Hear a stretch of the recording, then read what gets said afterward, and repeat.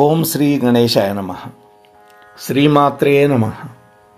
శివాయ గురవే నమః. శ్రీకృష్ణ పరబ్రహ్మణే నమః. శ్రీరామాయ నమః. శ్రీ గురుభ్యో నమః. నారాయణం నమస్కృత్య నరం చైవ నరోత్తమం దేవీం సరస్వతీం వ్యాసం తతో జయముదీరయేత్. సచ్చిదానందరూపాయ విశ్వోత్పత్యాదిహేతవే తాపత్రయ వినాశాయ శ్రీకృష్ణాయ వయం నమః. ప్రియ భగవద్బంధువులారా, మోహనవాణి ఛానల్ ద్వారా భక్త పోతన గారి యొక్క కథ వింటూ ఉన్నటువంటి మీ అందరికీ ముందుగా సాధువాదాలు. 2 భాగాలు పూర్తయినాయి. ఈరోజు చివరి భాగం. పోతన గారు అవతారికలో నివేదించుకున్నటువంటి పద్యం చూడండి. వనరన్ నన్నయ తిక్కనాది కవులు ఈ ఉర్విన్ పురాణవళుల్ తెనుగుల్ చేయుచు మత్పురాకృత శుభాధిక్యంబు తానెట్టిదో తెనుగుల్ జేయరు మున్ను భాగవతము దీనిని తెనింగించి నా జననంబుల్ సఫలంబు చేసెద పునర్జన్మంబు లేకుండగన్. నాకంటే ముందు వాళ్ళు నన్నయ్య గారు, తిక్కన గారు, ఈ ఇద్దరు కవులు మహానుభావులు అనేక పురాణాలని, పంచమ వేదమైన భారతాన్ని తెనిగించారు. కానీ నా యొక్క పూర్వజన్మ సుకృతమేమో ఈ భాగవతం మాత్రం వాళ్ళు తెనిగించలేదు.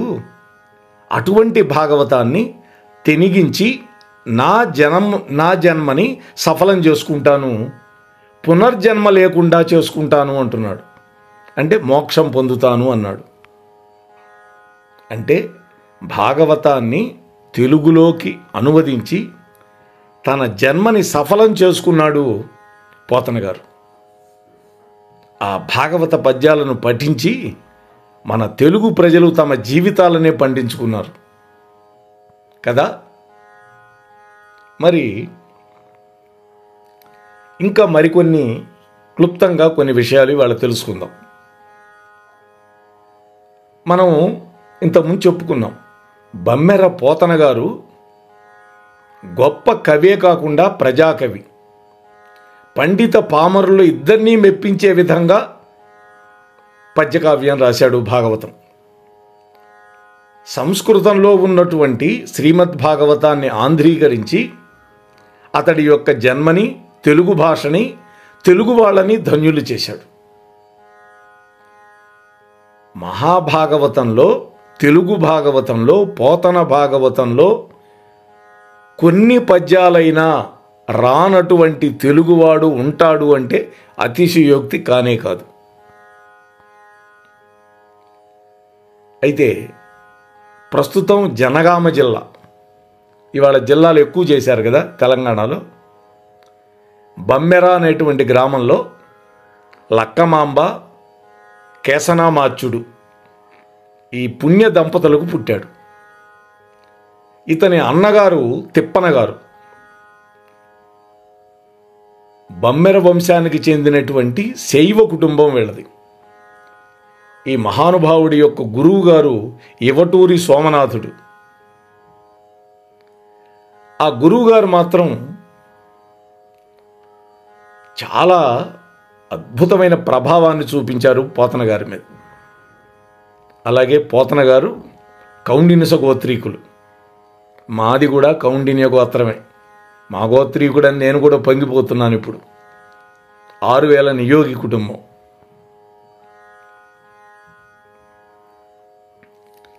అలాగే గజేంద్ర మోక్షణం రాసేటప్పుడు ఒక కథ ప్రచారంలో ఉంది. అలవైకుంఠపురంబులో ఆ పద్యం మొదలుపెట్టాడు. దాన్ని పూర్తి చేయటానికి కలం ముందుకెళ్ళాల, గంట ముందుకు సాగల. కూతుర్ని పిలిచి అమ్మా,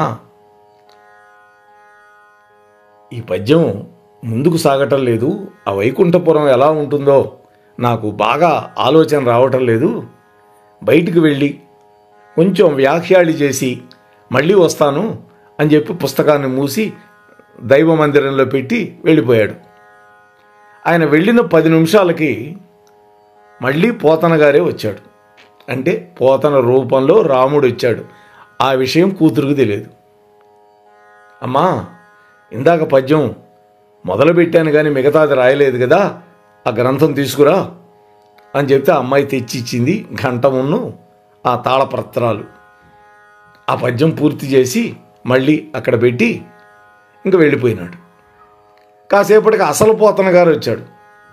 అమ్మా, ఆ పుస్తకం తీసరా, ఇప్పుడు ప్రయత్నం చేస్తాను అన్నాడు. అదేంది నాన్న, ఇప్పుడే కదా రాసి బయటికి వెళ్ళావు నువ్వు అని చెప్పింది కూతురు. అట్లానా, తీసుకురా అన్నాడు. ముత్యాల లాంటి అక్షరాలతో ఆ పద్యం పూరించి ఉంది.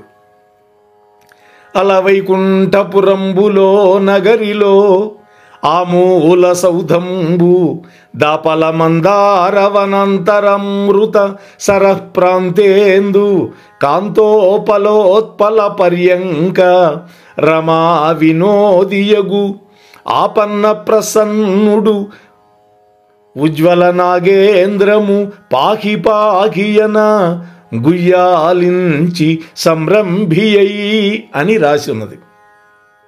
ఆశ్చర్యపోయినాడు.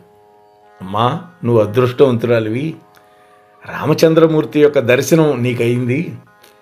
నాకెప్పుడో భాగవతాన్ని మొదలుపెట్టేటప్పుడు ఇచ్చాడు దర్శనం, నీకు ఇవాళ ఇచ్చి ఈ కావ్యంలో ఈ పద్యాన్ని చక్కగా పూరించేటట్టుగా నాకు భాగ్యం కలిగింది అని ఆనందపడ్డాడు. అలాగే మరొక కథ కూడా ప్రచారంలో ఉంది. వాస్తవానికి శ్రీనాథుడు పోతన సమకాలికులు కారు, కానీ దీనికి కూడా ఒక కథ ప్రచారంలో ఉన్నది. మా నాన్నగారు మాకు చెప్పేవాడు మా చిన్నతనంలో. ఒకరోజు శ్రీనాథుడు మంది మార్బలంతో చక్కగా పోతన గారింటికి వచ్చాట. పోతన గారు వ్యవసాయ కుటుంబం, వ్యవసాయం చేసుకుంటారు, పేదరికంలో ఉన్నాడు, రాజులను ఆశ్రయించాలి ఆయన. సరే, బావగారు వచ్చాడు కదా అని చక్కగా భోజనాలన్నీ తయారు చేయించాడు. అందరూ కూర్చున్నారు. ఆ భోజనాలకు ముందర ఏదో భాగవతం రాసావుట కదా బావా, ఏది ఒక్కసారి వినిపించు అన్నట్టు ఆయన. అప్పుడు పోతన గారు గజేంద్ర మోక్షణంలోనే ఒక పద్యం చదివాడు. సిరికింజప్పడు శంఖచక్రయుగము చేదోయి సంధింపడు ఏ పరివారంబును జీరడు అభ్రగపతిన్ పన్నింపడు ఆకర్ణికాంతరధమిల్లము చక్కనొత్తడు శ్రీకుచోపరిచేలాంచలములనైన వీడడు వివాద ప్రోద్ధిత శ్రీకుచోపరిచేలాంచలమునైన వీడడు గజ ప్రాణావ అవనోత్సాహి అయి అని రాశాడు. ఏంది బావా, గజరాజుని రక్షించడానికి వెళ్ళేవాడు భార్యకి చెప్పకపోవటం ఏంటి, భార్య యొక్క పవిడి చెంగు పట్టుకోవటం ఏంటి, శంఖం లేదు చక్రం లేదు, తన గరుత్మంతుడిని ఎక్కకుండా వెళ్ళటం ఏంటా, ఏంటి పద్యం అని ఎగతాళి చేశాడు. అప్పుడు మల్లన్నది మనసులో పెట్టుకున్నాడు. పోతన గారి కొడుకు అందరికీ భోజనాలు పెట్టారు, షడ్రసోపేతమైన భోజనం చేస్తున్నారు. ఈ పిల్లవాడిని తీసుకొని పక్కకి వెళ్ళాడు ఈ మల్లన్న. అంటే శ్రీనాథుడు కొడుకున్నాడు, అంతా ఒక 5-6 ఏళ్ళ వాడు. వెళ్ళి వాడిని దాచిపెట్టి ఒక చోట ఒక పెద్ద బండరాయిని తీసుకెళ్ళి పెరట్లో ఉన్నటువంటి బావిలో పడేశాడు. ధడేలు మన శబ్దం వచ్చింది. మామయ్య, ఇంకేముంది, మీ అబ్బాయి బావిలో పడిపోయినాడు అన్నాడు. ఇంకేముంది, అన్నం తినేవాడు ఆ ఎంగిలి చేత్తోనే పరిగెత్తాడు. ఆ అడావుల్లో గోచి ఊడిపోయింది. పక్కపక్క నవ్వాడు మల్లన్న. ఏంది మామయ్య, పిల్లవాడు బావిలో పడితే చెయ్యి గడుక్కోపోతివి, మరి బావిలో పిల్లవాడు పడితే చాంతాడు, గాలం ఇవన్నీ కావాలి కదా, అవి ఏమి లేకుండా పరిగెత్తున్నావు, ఏం చేద్దామని అన్నాడు. అప్పుడు ఆలోచించాడు. అంటే తన బిడ్డ ఆపదలో ఉన్నాడని తెలియగానే ఒళ్ళు మరిచిపోయి ఏ విధంగా ఒక కన్న తండ్రి వెళ్ళాడో అదేవిధంగా మనందరికీ తండ్రి అయినటువంటి ఆ పరమాత్మ తన భక్తుడైనటువంటి గజరాజు ఆర్తితో మొరపెట్టుకుంటే వెళ్లకుండా ఉంటాడయా, అందుకని ఇలా రాశాడు మా నాన్న అన్నాడు. వాస్తవానికి వాళ్ళిద్దరూ సమకాలీనులు కాకపోయినా ఈ కథ మాత్రం ప్రచారంలో ఉంది. మా నాన్నగారు చెప్పేవాడు మాకు. సరే, పోతన గారు ఇతర రచనలు ఏమిటి అంటే, యవ్వనంలో ఉండేటటువంటి ఒక సహజ చాపల్యంతో భోగిని దండకం అనేటువంటి ఒక రచన చేశాడు. ఆనాటి రాజైనటువంటి సర్వజ్ఞ సింగ భూపాలుడి యొక్క ప్రియురాలి మీద అల్లినటువంటి దండకం అది. భోగిని దండకం భగవంతుడి మీద కాదు, అమ్మవారి మీద అంతకంటే కాదు. తెలుగులోనే తొలి దండకమని భావించేవాళ్ళు లేకపోలేదు దాన్ని. ఆ తరువాత దక్షయజ్ఞ సందర్భంగా శివుడి యొక్క పరాక్రమాన్ని వివరిస్తూ వీరభద్ర విజయం అనేటువంటి పద్యకావ్యాన్ని కూడా రాశాడు పోతన గారు. అలాగే దానశీలము అనేటువంటి ఒక కావ్యాన్ని కూడా రాశాడు. ఇక పోతన కవిత్వంలో మనం 2 ఎపిసోడ్లో చెప్పుకున్న విధంగా భక్తి ఉంది, మాధుర్యం ఉంది, తెలుగుదనం ఉంది, పాండిత్యం ఉంది, వినయం ఉన్నాయి. అందులో తేనెలు ఒలికేటటువంటి అద్భుతమైనటువంటి పదజాలం ఉన్నది. ఎలా చూసినా ఇది మాత్రం అతిశయోక్తి కాదు. భావి కాలంలో రాబోయేటటువంటి కవులకి శుభం పలికి రచన ఆరంభించినటువంటి సుగుణశీలి పోతన గారు. మరి పోతన గారి యొక్క స్మృతివనాన్ని ఏర్పాటు చేశారు తెలంగాణ ప్రభుత్వం. బమ్మెర గ్రామంలో పోతన గారి పేరుతోటి ఒక స్మృతివనం నిర్మించబడుతోంది. ఇప్పటికి పూర్తయింది. అప్పటి ముఖ్యమంత్రి శ్రీ కల్వకుంట్ల చంద్రశేఖరరావు గారు 2017 ఏప్రిల్ 28న బమ్మెర గ్రామంలో పోతన గారి యొక్క స్మృతివనం ఏర్పాటు పనులకు శంకుస్థాపన చేశాడు 2017లో.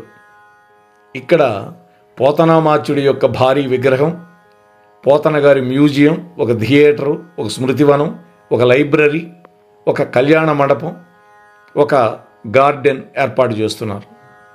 అలాగే పోతన సమాధి, పోతన పొలం వద్ద బావిని కూడా సుందరీకరించారు. ఆ ప్రాంతంలో కొత్తగా రోడ్లు నిర్మాణం చేస్తున్నారు. ఈ పనుల కోసం రాష్ట్ర ప్రభుత్వం ఏకంగా 14 కోట్ల రూపాయలు మంజూరు చేసింది. కాబట్టి పోతన గారి యొక్క భాగవతం అనేది మన యొక్క నరాల్లో జీర్ణించుకుపోయినటువంటి గ్రంథం. దానిని మనం గనక అధ్యయనం చేసినా, అధ్యయనం చేయడానికి ఓపిక లేకపోయినా వింటే చాలు మహాత్ములు చెప్పినవి. నేను కూడా దశమస్కంధాన్ని పూర్తిగా చెప్పాను. దశమస్కంధం చెప్పడానికే సుమారు ఒక 40 గంటలు పట్టింది నాకు, కేవలం దశమస్కంధం.